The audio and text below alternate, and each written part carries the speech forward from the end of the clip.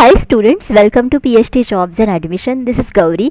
सो इस वीडियो में मैं आप सभी को डॉक्टर RMLAU यहाँ पे जो पीएचडी एडमिशन के लिए सीईटी एग्ज़ाम होने वाली है, इसमें जो रिसर्च मेथोडोलॉजी का सिलेबस है वो सिखा रही हूँ। एंड इन टुडेज सेशन हम सभी लोग देखेंगे एग्जैक्टली प्लाजियारिज्म होता क्या है in research methodology field. So students, plagiarism ये एक जो टॉपिक है which is relevant to the ethical norms in the research methodology, and that's why ये टॉपिक बहुत इंपॉर्टेंट है। एंड दैट्स वाई आपको इस टॉपिक के ऊपर हमेशा काफ़ी सारे MCQs एग्जाम्स में पूछे जाते हैं। सो इन दिस सेशन में आप सभी के सारे कॉन्सेप्ट्स क्लियर करूंगी relevant to plagiarism concept, and that's why आप सभी के कॉन्सेप्ट्स तो वैसे ही क्लियर हो ही जाएंगे। दैट्स वाई ये सेशन आपको एंड तक देखना है। And after viewing this session अगर आपको कोई भी डाउट है आप मुझे एंड में कमेंट करके पूछ सकते हो। Okay, so students, before starting this session मैं आप सभी को बताना चाहती हूँ कि ग्लोबल ऑनलाइन टीम आप सभी को रिसर्च मेथोडोलॉजी सब्जेक्ट के ऊपर कंप्लीट कोर्स प्रोवाइड करती है, जिस कोर्स की मदद से आप डॉक्टर RMLAU यहाँ का जो PhD CET एग्ज़ाम है वो आप क्रैक कर सकते हो, जिस एग्ज़ाम में आपको 50% MCQs ये रिसर्च मेथोडोलॉजी सब्जेक्ट के ऊपर पूछे जाते हैं। एंड दैट्स वाई अगर आप रिसर्च मेथोडोलॉजी सब्जेक्ट में अच्छे मार्क्स स्कोर करते हो देन ऑब्वियसली आप यहाँ के PhD एडमिशन टेस्ट को क्रैक कर सकते हो। सो स्टूडेंट्स, इस कोर्स में हम सभी आपको full syllabus video lectures provide करते हैं, जिसमें थियोरीज एंड MCQs दोनों भी आते हैं। हम आपको इसमें full syllabus notes and mock test provide करते हैं। ऐसे हमारे पास 10 मॉक टेस्ट अवेलेबल है and each mock test contains 40 MCQs, and that's why overall आपके इसमें 400 MCQs कवर हो जाते हैं। हम आपको इसमें 1500 से भी ज़्यादा MCQs का रिवीजन PDF प्रोवाइड करते हैं, ताकि आप सारे टॉपिक्स एक ही PDF में रिवाइज कर सको। एंड दैट्स वाई गारंटीड आपको 80% MCQs इसी PDF में से मिलते हैं out of 100% MCQs in the research methodology section of PhD CET exam. और ये जो सारा स्टडी मटेरियल है ये आपको हिंदी एंड इंग्लिश ये दोनों ही लैंग्वेजेस में मिलता है। सो स्टूडेंट्स, अगर आप कोर्स को परचेस करना चाहते हो देन इधर आप ग्लोबल ऑनलाइन ऐप डाउनलोड कीजिए फ्रॉम द प्ले स्टोर, जिसके लिए मैंने लिंक इस वीडियो के डिस्क्रिप्शन बॉक्स में आप सभी के साथ शेयर की है, या फिर आप इनमें से किसी भी नंबर्स पर जाकर व्हाट्सएप थ्रू मुझे कॉन्टैक्ट कर सकते हो। And the course fees are only 699 rupees which is really very low, and that's why income fees में ग्लोबल ऑनलाइन टीम आप सभी को 100% गारंटी प्रोवाइड करती है कि आप सभी लोग गारंटीड पास करोगे PhD CET टेस्ट को at Dr. RMLAU. Okay, so students, now let us start with our today's session. Now the question 1 is, which one of the following is not used for checking plagiarism? Now इनमें से कौन सा software ऐसा है जो आप plagiarism को check करने के लिए यूज़ नहीं कर सकते हो? So whether it is Turnitin, whether it is Latex, whether it is Authenticate और whether it is Urkund. So students, plagiarism का मतलब होता है कि किसी और का काम या फिर किसी और की आइडिया आप लोग आपके रिसर्च रिपोर्ट में लिखते हो एंड आप उसको एक्नॉलेज भी नहीं करते हो, मतलब आप उसको उसका क्रेडिट भी नहीं देते हो, यानी कि आप उसके रेफरेंसेस के लिए साइट भी नहीं करते हो। सो स्टूडेंट्स, जो प्लाजियारिज्म टूल्स है वो है Turnitin, then Urkund is one of the plagiarism checking tool, as well Authenticate है, then DupliChecker is again one of the plagiarism checking software, and as well Grammarly is one of them, but Grammarly में आप purely plagiarism को check नहीं करते हो, but somehow in some cases आप check कर सकते हो। ओके, सो स्टूडेंट्स, इसमें से जो टर्निटिन है, सो टर्निटिन को काफ़ी सारे एक्सेसेस होते हैं to the majority of content databases, and it makes use of industry leading plagiarism detection technology. So basically Turnitin ये इंडस्ट्री में बहुत बड़ा प्लाजियारिज्म डिटेक्शन सॉफ्टवेयर है, एंड टर्निटिन ये अपने लाइसेंसेस काफ़ी सारे यूनिवर्सिटीज़ को एंड काफ़ी सारे इंस्टीट्यूट्स को भी परचेस के लिए देता है, यानी कि वो सेल करता है basically. So Turnitin is one of the plagiarism checking software. Then Authenticate, सो Authenticate ये जो सॉफ्टवेयर है ये प्योरली स्टूडेंट्स इस्तेमाल करते हैं, यानी कि graduate students as well faculty भी इस्तेमाल करती है, मतलब जैसे कि इंस्टीट्यूट में काफ़ी सारे फैकल्टीज़ होती है वो भी इस्तेमाल करती है, एंड इन सभी के लिए Authenticate एक फ्री एक्सेस भी प्रोवाइड करता है। सो अगर आपको पेपर्स या फिर प्रपोजल्स चेक करने हैं before submission to the any publication field, then उसके पहले ऑथेंटिकेट की मदद से आप पेपर्स एंड प्रपोजल्स को प्लेजरिज्म के लिए चेकिंग कर सकते हो। Then Urkund, so Urkund is the plagiarism checking software and इसको बेसिकली मिनिस्ट्री ऑफ एजुकेशन ने डेवलप किया है ताकि ऑल यूनिवर्सिटीज एंड इंस्टीट्यूट्स इसको यूज कर सके for the plagiarism detection. Okay, and as well it is managed bye इनफ्लिबनेट। Okay, इनफ्लिबनेट। That's why students, the correct answer to this question is 2, that is latex, because latex ये कोई plagiarism checking software नहीं है। Okay, now students, the next question is question 2. A text taken from a source is placed in a research report without providing reference is called as. Now अगर आपने किसी और जगह से टेक्स्ट को लिया है एंड उसको आपने अपने रिसर्च रिपोर्ट में लिखा है या फिर पेस्ट किया है एंड फिर भी आप उसको रेफरेंसेस प्रोवाइड नहीं कर रहे हो, देन उस चीज़ को क्या कहा जाता है? So whether it is called as plagiarism और पॉपुलरिज्म और परफेक्शनिज्म और पोस्ट रेफरेंसिज्म। सो स्टूडेंट्स, जैसे कि हमने पिछले ही क्वेश्चन में देखा था, इसे प्लेजियरिज्म कहा जाता है। ओके, सो प्लेजियरिज्म का मतलब होता है कि किसी और सोर्स से अगर आप टेक्स्ट को कॉपी करते हो एंड अपने रिसर्च रिपोर्ट में अगर आप उसको पेस्ट करते हो एंड पेस्ट करने के बाद अगर आप उसका रेफरेंस भी प्रोवाइड नहीं करते हो और पर्टिकुलर सोर्स को अगर आप क्रेडिट नहीं प्रोवाइड करते हो, देन उसे प्लेजियरिज्म कहा जाता है। Okay, now next is which one of the following is not considered as plagiarism. Now इनमें से कौन सी सिचुएशन और इनमें से कौन सा ऑप्शन ऐसा है जिसे आप प्लेजियरिज्म कंसिडर नहीं करोगे? Okay, make use of the work of another and misrepresent it as your own. Okay, यानी कि आपने दूसरे किसी ऑथर का वर्क इस्तेमाल किया है एंड उसको आपने मिस रिप्रेजेंट भी किया है कि ये आप ही का है। Drawing content from the work of another without acknowledging the source, आपने किसी और दूसरे सोर्स से कंटेंट को ले रखा है in your research report and उसके बाद आपने उसको एक्नॉलेज भी नहीं किया है। Paraphrasing to closely to the original text, so जो भी ओरिजिनल टेक्स्ट है ऑथर का, ओके, उसको आपने वैसे ही वैसे ले लिया है बट आपने बहुत क्लोजली उसको पैराफ्रेज किया है। पैराफ्रेज का मतलब होता है कि कुछ वर्ड्स या फिर कुछ सेंटेंसेस को एडिट करना और वर्ड्स को अदला बदल करना। ओके, बट उसकी अदला बदली अगर ओरिजिनल टेक्स्ट के साथ बहुत सिमिलर होती है देन उसे पैराफ्रेजिंग कहा जाता है। Drawing content from another work and adopting it with due acknowledgement, मतलब अगर आपने दूसरे किसी सोर्स से वर्क को और टेक्स्ट को कॉपी किया है एंड उसे आपने एक्नॉलेज भी किया है। So students, your correct answer should B 4, because अगर आप किसी और दूसरी जगह से वर्क को कॉपी करते हो एंड अपने रिसर्च रिपोर्ट में पेस्ट करते हो एंड उसके बाद अगर आप उसको एक्नॉलेज करते हो यानी कि अगर आप उसको क्रेडिट देते हो, देन उसे प्लेजियरिज्म नहीं कहा जाता है। बट बाकी के जो ऑप्शंस है फ्रॉम 1 to 3, इन सभी को प्लेजियरिज्म कहा जाता है। ओके, पैराफ्रेजिंग को भी प्लेजियरिज्म कहा जाता है बिकॉज ये किसी और दूसरे ऑथर का आइडिया होता है, आप सिर्फ उसको पैराफ्रेज कर रहे हो, मतलब आप सिर्फ टेक्स्ट को पैराफ्रेज कर रहे हो बट आइडिया तो वही रहेगी and that's why it is also called as plagiarism. Drawing information और content from the work of another without acknowledging the source by citing a reference is considered to be plagiarism in all of the cases except. Okay, so आपने किसी और दूसरे source से या फिर किसी और दूसरे ऑथर का जो वर्क है वो आपने कॉपी कर लिया एंड उसको आपने एक्नॉलेज भी नहीं किया है। ओके, देन उसे आप क्या कहोगे? प्लेजियरिज्म। सो यहाँ पे आपको सारे ऑप्शंस प्लेजियरिज्म के बारे में दिए हैं बट सिर्फ एक ही ऑप्शन ऐसा है कि जिसमें प्लेजियरिज्म हो नहीं सकता। सो हमें वो ऑप्शन आइडेंटिफाई करना है। So use the exact words of the author, reproducing a chart contained in another author's work, when the information describes common knowledge, when the information comes from an email or phone call.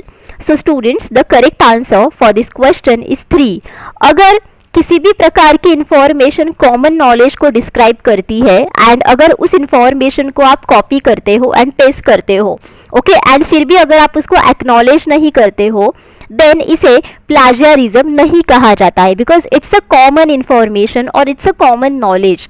Okay, so अगर आप exact words लेते हो of the author and बाद में अगर आप उसको acknowledge भी नहीं करते हो, देन ऑब्वियसली इट इज प्लाजियरिज्म.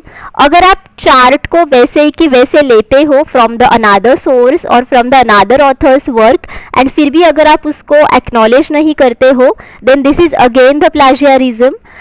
अगर आप किसी और फोन कॉल का इंफॉर्मेशन या फिर ईमेल का इंफॉर्मेशन किसी रिसर्च रिपोर्ट में कॉपी करते हो एंड फिर भी अगर आप उसको एक्नॉलेज नहीं करते हो, देन उसे भी प्लाजियरिज्म कहा जाता है. But it's a common information और if it's a common knowledge, then in that case plagiarism नहीं होता है. Okay, plagiarism in research is, now research में जो प्लाजियरिज्म है वो एग्जैक्टली क्या है? Creating use of previous data का क्रिएटिव यूज करना, then copying unscrupulously and making use of it, मतलब बेईमानी से कॉपी करना एंड उसका इस्तेमाल करना. Quoting someone and citing him और हर. Okay, so someone else's work को क्योट करना एंड उसको साइट भी करना. साइटिंग का मतलब होता है कि उसको क्रेडिट देना या फिर रेफरेंसेस उसके देना. Referring to previous data and working over it with new objectives. So students, plagiarism in research is copying unscrupulously and making use of it, मतलब बेईमानी से कॉपी करना एंड उसका इस्तेमाल करना, इसे प्लाजियरिज्म कहा जाता है. अगर प्रीवियस डेटा को आपने लिया है एंड उसको अगर आपने क्रिएटिवली इस्तेमाल किया है, देन ये प्लाजियरिज्म नहीं होता है, बिकॉज किसी भी प्रीवियस डेटा के ऊपर क्रिएटिव यूज करना basically it's a processing way of the new ideas.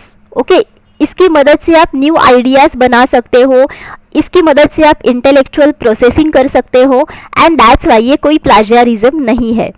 Again, अगर किसी और दूसरे ऑथर का कोई भी टेक्स्ट या फिर कोई भी वर्ड आप क्योट कर रहे हो एंड और किसी और दूसरे ऑथर का क्योटेशन अगर आप वैसे कि वैसे अपने रिसर्च रिपोर्ट में यूज़ कर रहे हो एंड उसको अगर आप साइटिंग प्रोवाइड कर रहे हो यानी कि रेफरेंसेस दे रहे हो उसके लिए, then this is again not a plagiarism, because यहाँ पे आप उस ऑथर के वर्क को क्रेडिट दे रहे हो, right, and that's why this is not a plagiarism. Again, अगर प्रीवियस डेटा को आपने लिया है एंड उसके ऊपर आपने वर्क भी किया है बट आपके ऑब्जेक्टिव्स काफ़ी नए हैं, okay, then this is also not a plagiarism, because यहाँ पे आपके ऑब्जेक्टिव्स नए हैं यानी कि आपका पर्पस नया है एंड आपका पर्पस नया है यानी कि आपका स्टडी भी नॉवल है. नॉवल का मतलब होता है कि it is new and unique. That's why this is as well not a plagiarism. So here your correct answer should be 2. This software is a plagiarism checker. Now इनमें से कौन सा सॉफ्टवेयर ऐसा है जो कि एक प्लाजियरिज्म चेकर है? So whether it is SoundForge, whether it is Grammarly, whether it is Turnitin, whether it is Fast Pencil. So जैसे ही हमने इसी वीडियो में फर्स्ट क्वेश्चन में देखा था कि Turnitin is a plagiarism checker software and that's why your correct answer over here should be Turnitin. Now what is SoundForge? So SoundForge ये एक डिजिटल ऑडियो एडिटिंग सूट है एंड इसको Magix software ने बनाया है और basically this is a suite which is actually given by Magix software. Okay, Magix software GmbH, okay, in the field of digital audio production over 20 years. मतलब SoundForge ये over 20 years से बना हुआ है, मतलब 20 ईयर्स पहले इसका प्रोडक्शन हुआ था and actually this is digital audio editing system, okay, in the Magix software. Now Grammarly, जैसे कि मैंने आप सभी को बोला कि ग्रामरली की मदद से आप प्लाजियरिज्म को तो चेक कर ही सकते हो but this is not the main purpose of Grammarly. So basically Grammarly की मदद से आप जो इंग्लिश सेंटेंसेस होते हैं वो विद अ परफेक्ट ग्रामर लिख सकते हो, with a perfect sentences with a perfect words, perfect vocabulary से आप लिख सकते हो बाय यूजिंग ग्रामरली. सो अगर आपके लिखने में कोई भी मिस्टेक्स है, so basically in English language, so ये मिस्टेक्स ग्रामरली देखती है, उसको चेक करती है एंड बाद में सेंटेंसेस करेक्टली रीराइट करती है. Okay, this is one of the main purpose of Grammarly. Now what is fast pencil? Now fast pencil एक क्लाउड में से एक सॉफ्टवेयर है and that's why this is the fastest and easiest way to write, publish, sell, print books and e-books anywhere.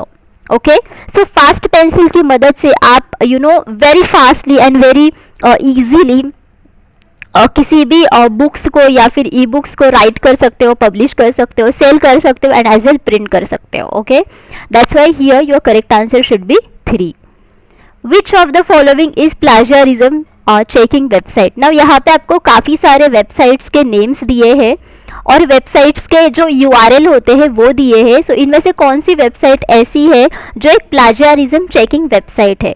So whether it is go.turnitin.com, www.researchgate.com, www.editorial.elsewhere.com, www.grammarly.com. सो यहाँ पे इसका Hindi translation भी वही आएगा बिकॉज वेबसाइट के जो URL होते हैं वो हिंदी में ट्रांसलेट नहीं हो सकते हैं, वो वैसे ही रहेंगे. ओके, दैट्स वाई हियर देखो टर्निटीन है. So this is the website और this is the URL of Turnitin and that's why ये आपका सही आंसर है because this is the plagiarism checking website and ये बेसिकली टर्निटीन का URL है.